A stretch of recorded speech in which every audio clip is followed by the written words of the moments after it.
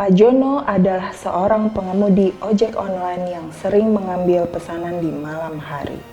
Bagi Pak Jono, bekerja saat malam lebih menguntungkan karena persaingan lebih sedikit dan tarif biasanya lebih tinggi. Namun, ada satu malam yang tidak akan pernah ia lupakan. Malam di mana ia berhadapan dengan penumpang yang sangat aneh. Siapakah sosok penumpang tersebut? Siap atau tidak, ini dia kisah selengkapnya.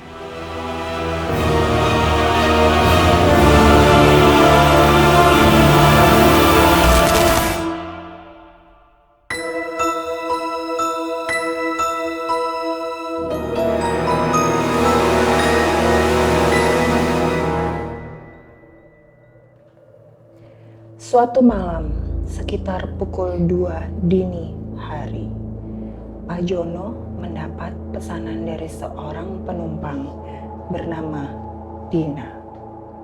Lokasi penjemputannya berada di area pemakaman kecil di pinggir kota.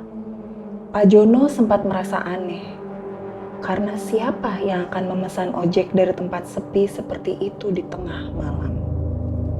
Namun, karena pikirannya sedang fokus mengejar target, ia tidak terlalu memikirkan hal tersebut dan segera menuju ke lokasi.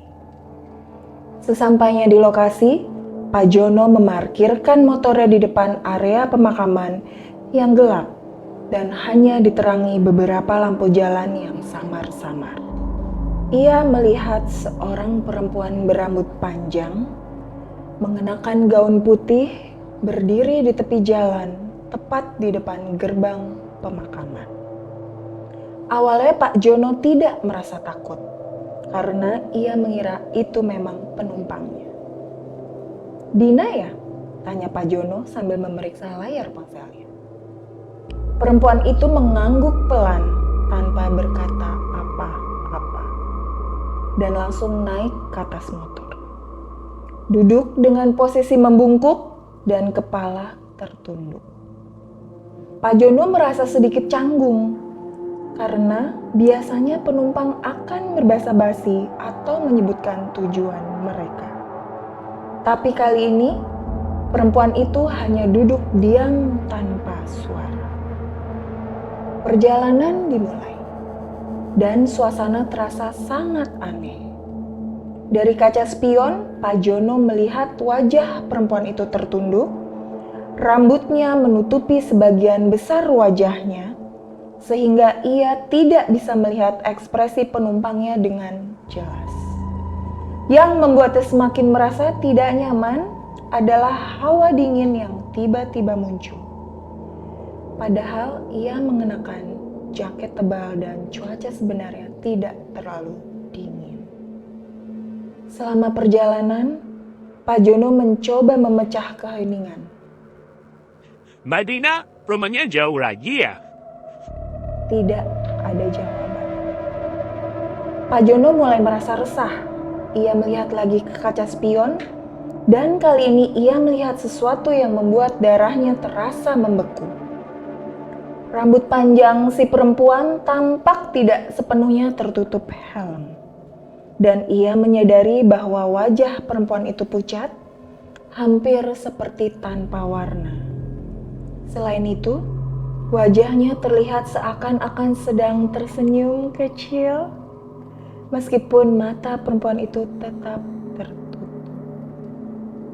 Tiba-tiba, suara berbisik terdengar dari belakang. Suara yang sangat pelan, namun jelas. Seolah langsung masuk ke dalam pikirannya. "Pak, tidak perlu terlalu terburu-buru. Perjalanan masih panjang." Mendengar bisikan itu, Pak Jono segera menghentikan motornya.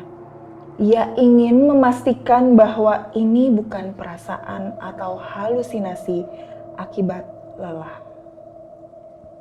Dengan tangan gemetar, ia menoleh ke belakang.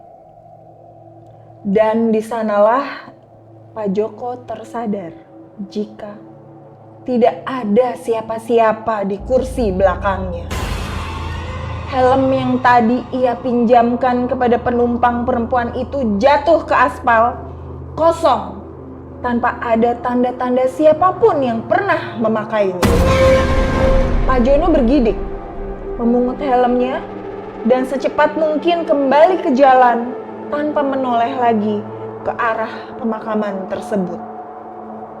Setelah kejadian itu, Pak Jono merasa berat untuk bekerja di malam hari.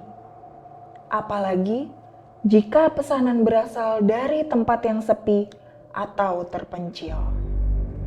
Ia kini selalu menolak permintaan yang datang dari sekitar pemakaman karena takut bertemu lagi dengan penumpang yang sama.